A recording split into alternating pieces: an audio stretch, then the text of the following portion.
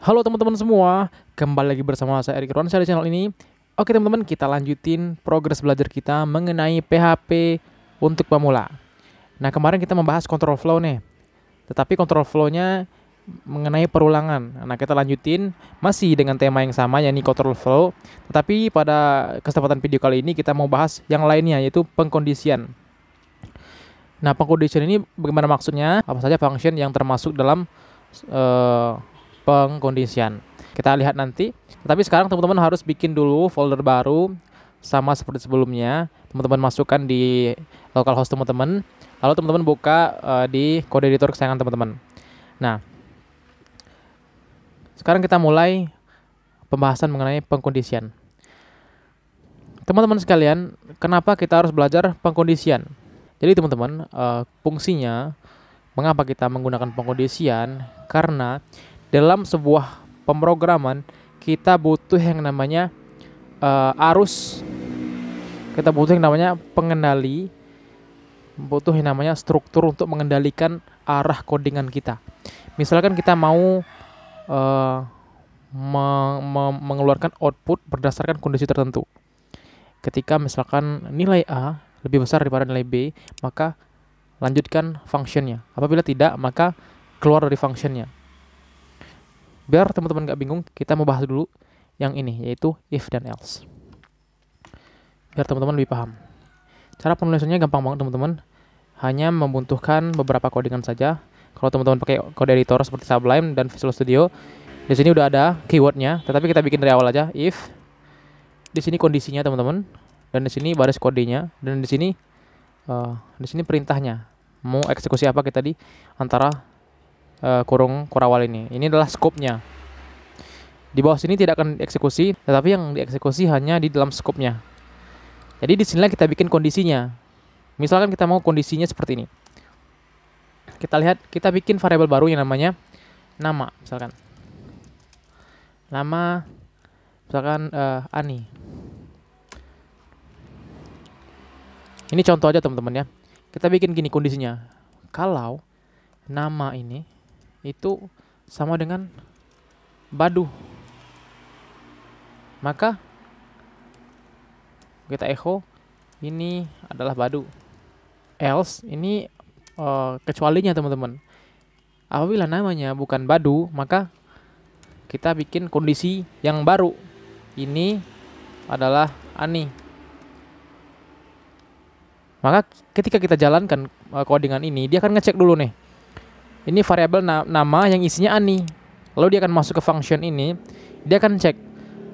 Oh, apakah nama ini? Cek dulu PHP gitu kan.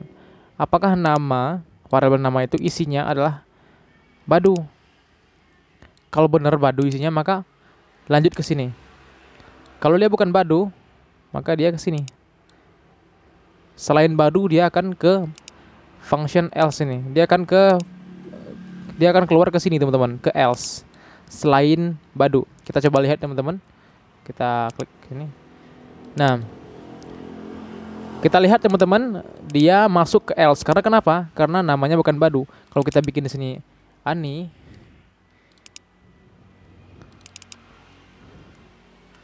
maka dia akan masuk ke sini teman-teman.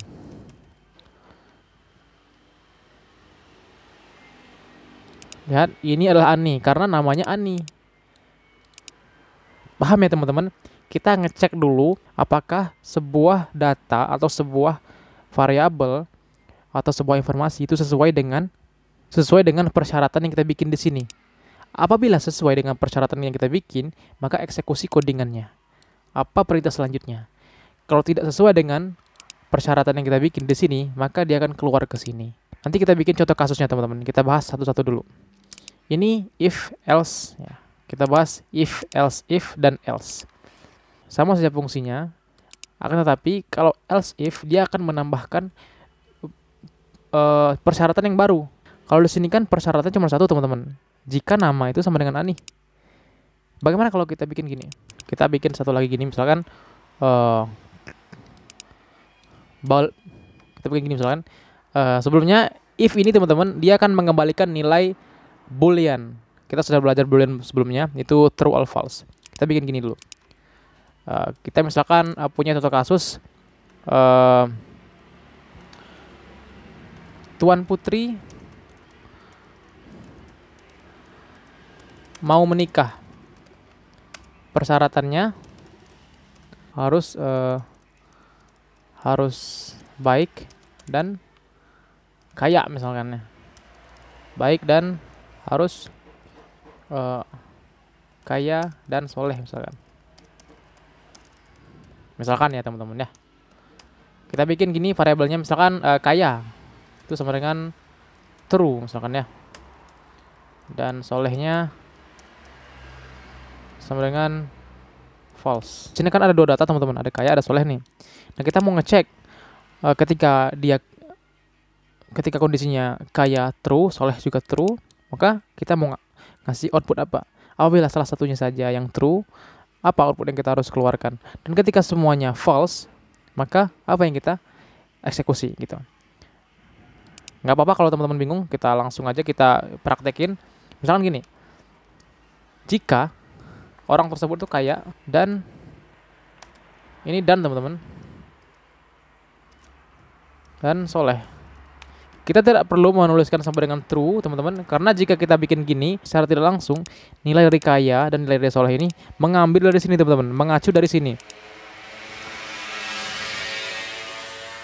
Jadi kita sudah instansiasi variabel kaya ini sama dengan true dan variabel soleh ini sama dengan false.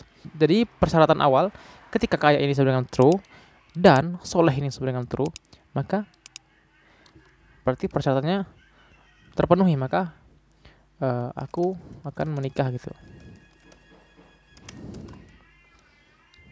Itu kata kok. Maka Tuan Putri berkata. Ini kondisi pertama. Kita hapus dulu. Di sini kita masukkan kondisi kedua teman-teman. Else if. Nah, sama penulisannya. Else if apa persyaratan kedua? Misalkan kalau dia hanya kaya saja, maka kita bikin gini. Tuan Putri berkata, kamu belajar agama dulu ya. Misalkan gitu. Jika dia kaya saja. Selain itu, maka nggak mau. Maka Tuan Putri berkata,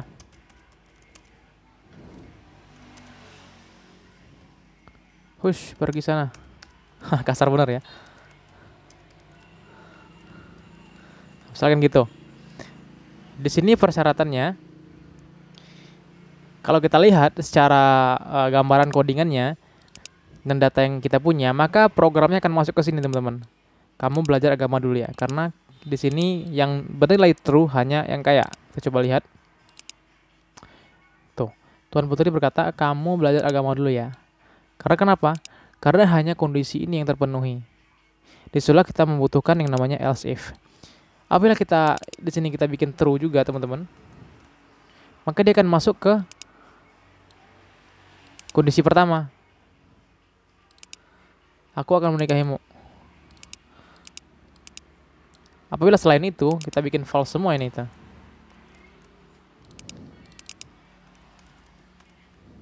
maka dia akan masuk ke sini. Gitu.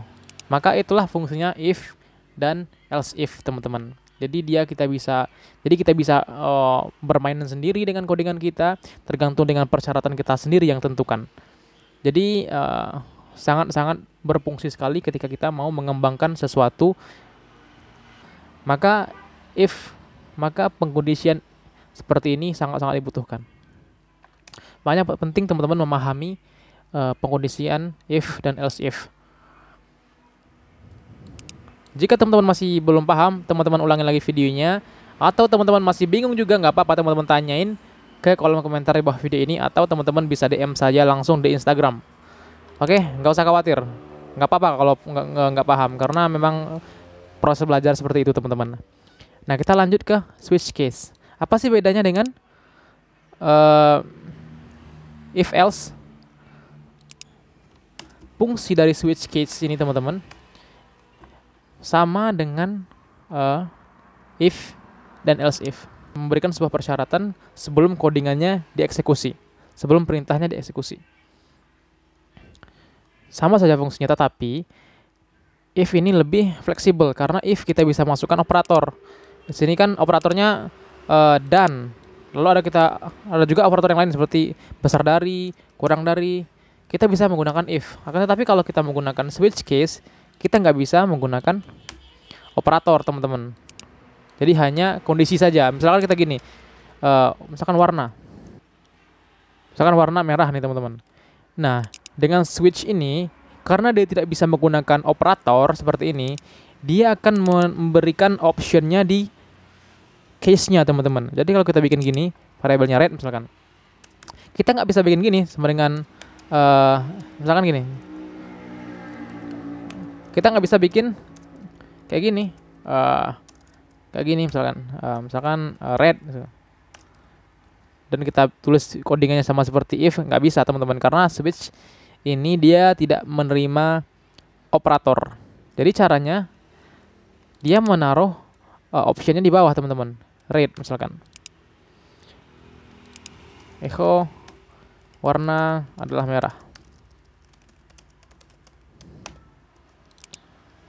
Nih. Jadi codingannya seperti ini. Lihat dulu warna itu apakah merah. Kalau dia merah maka lakukan apa? Kita bisa tambahkan case yang lain. Misalkan case-nya lagi di sini white misalkan. Terus echo warna adalah putih. Lalu kita break. Oke. Arti break di sini, teman-teman, artinya codingan akan diberhentikan di sini. Ketika dia masuk ke sini, maka codingannya akan keluar karena sudah terpenuhi syaratnya di sini. Ini defaultnya sama dengan else, teman-teman. Jadi kalau di if fungsinya else, kalau di switch dia menggunakan default. Jadi kalau defaultnya tidak ada warna misalkan. Seperti itu. Maka kalau seperti ini kasusnya, maka dia akan masuk ke case yang pertama karena warnanya red, teman-teman. Kita coba lihat. Warna adalah merah. Apabila kita ganti ini, teman-teman, jadi white, maka dia akan masuk ke kondisi kedua. Itu case-nya kedua. Warnanya putih. Gitu. Apabila dia berbeda, misalkan no color gitu, maka dia akan masuk ke default nih, teman-teman. Tuh. Sama seperti if dan else. Akan tetapi switch dia tidak menerima operator. Mau operator besar dari, kurang dari, dan lain sebagainya. Akan tetapi switch dia menyediakan optionnya di sini, teman-teman. Optionnya di function case.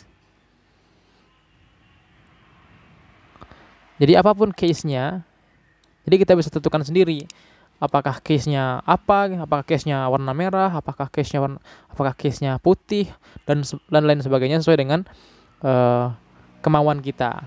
Apabila teman-teman mau bikin contoh kasus yang sama seperti if else ini, nggak apa-apa. Oke, teman-teman, itulah tadi control flow di bagian pengkondisian. Nanti kita akan bahas lebih lanjut bagaimana pengaplikasian dari pengkondisian ini di project kita.